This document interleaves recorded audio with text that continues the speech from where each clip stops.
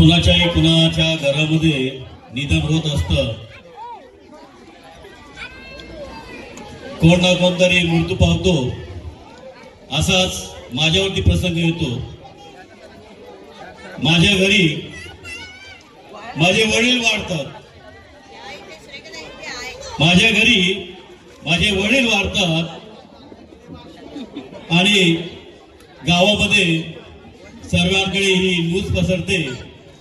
आणि जेव्हा मी रडत असतो, माझे वडील वारले, मी रडत असतो, गावातले सर्व पुरुष मंडळी येतात, बाबा तू रडू नको, मी तुझ्या बापासारखा आहे.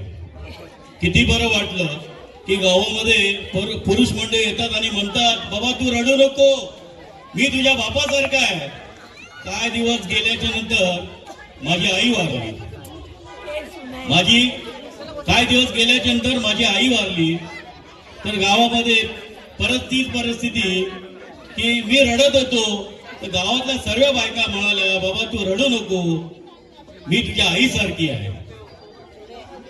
काय दिवस गेल्याच्या नंतर माझी बायको वारली.